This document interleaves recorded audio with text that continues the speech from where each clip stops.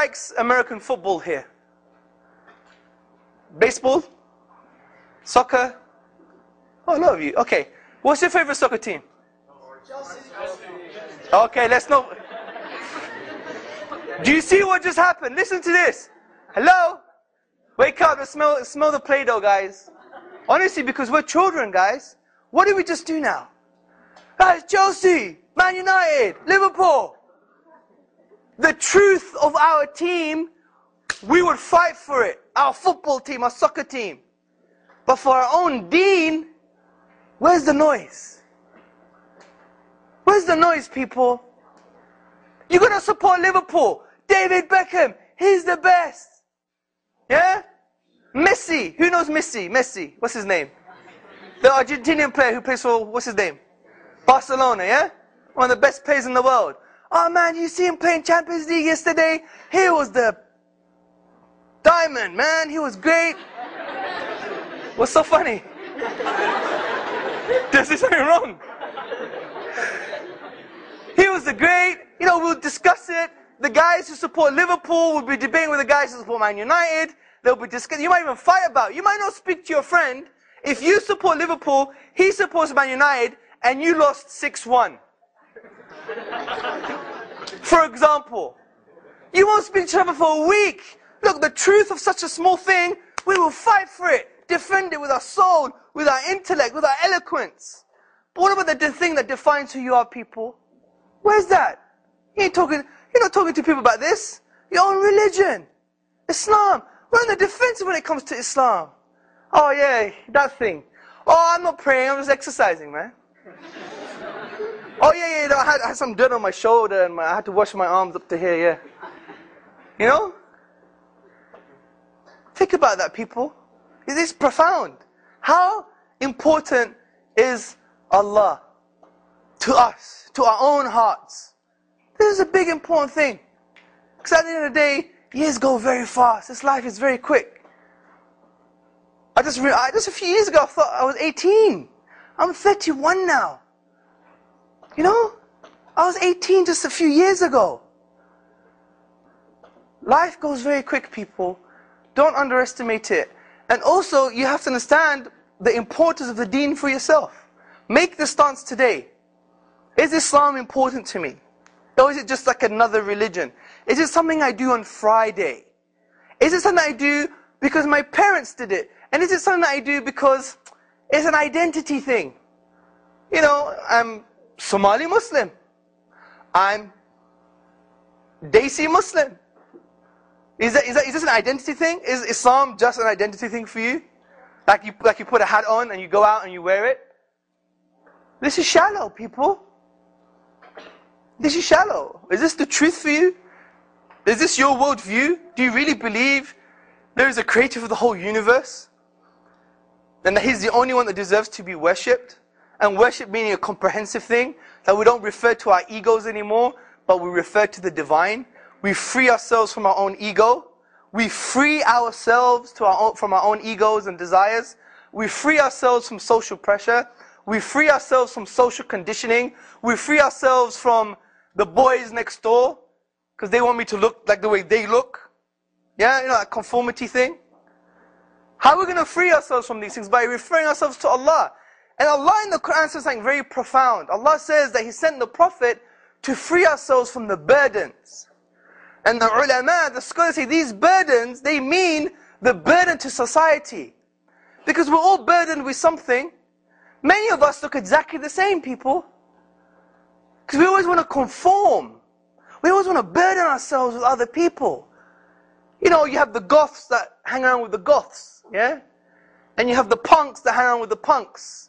And the cribs, they hang around with the cribs. And the bloods, they hang around with the bloods, right? Because we always want to be the same. We always want to follow the peer pressure. And even in our own families, even Somali and Desi families, you know? Especially in the Desi community. Oh, I can't wear the same outfit again to that wedding. What are they going to say? I can't marry my daughter to this really pious, excellent man because he doesn't have a bigger bank account. What are people going to say? I'm not going to marry my Desi daughter to this black man although he's one of the best Muslims in the world? Because he's black. And what are the Desi people going to say?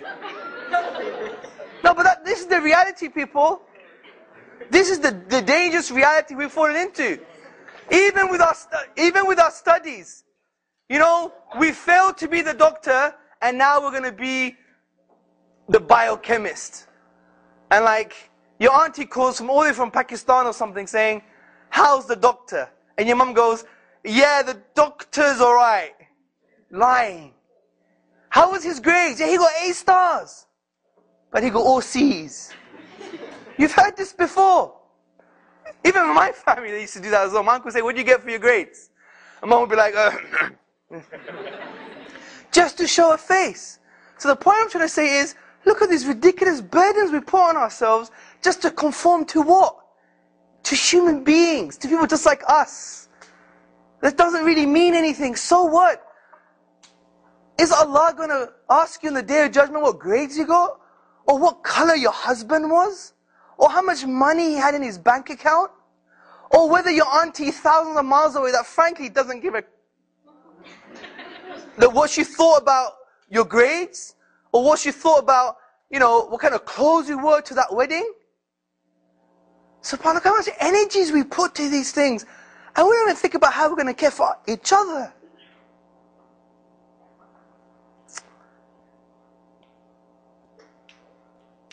Bad news, people.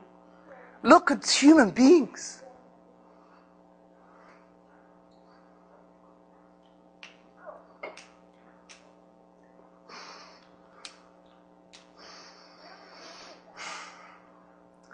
We can't even care of each other, bro. We can't care of each other. And we worry about this. You see, if you break reality down, it doesn't make sense. How could we act like this?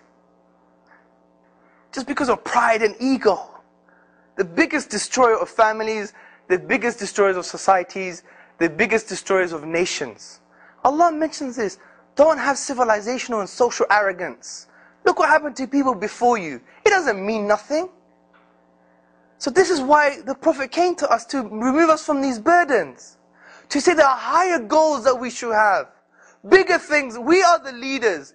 أُخْرِجَتْ لِلنَّاسِ. That's what Allah says about us. We're here for the people. Not min al-nas, not from the people, but for them. So it means we have a position of spiritual leadership. We should be the leaders, people. Why is Somalia, many of you are Somalis, why is Somalia, 10 million people are hungry, starving because of no food? Why was that? When 10 million people in your own country in America are dying because of too much food, obesity. Why do we have this situation, people? I don't think, oh, I'm not to blame. We are to blame because we have the solution. I don't think there's not enough needs, we have to compete for food and resources all the time.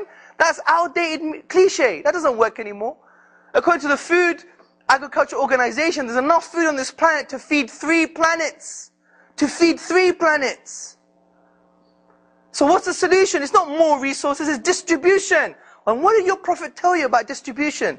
Zakah, sadaqah. Taking from the super rich and giving to the poor. The distribution of wealth. Islam solved this problem years ago. In New York, in Wall Street, non-Muslim woman, she's holding a placard. Do you know what it says? We must do banking the Muslim way. They're telling us that we have the solution and we don't even know it. Do you see my point? Be proud of your religion, people.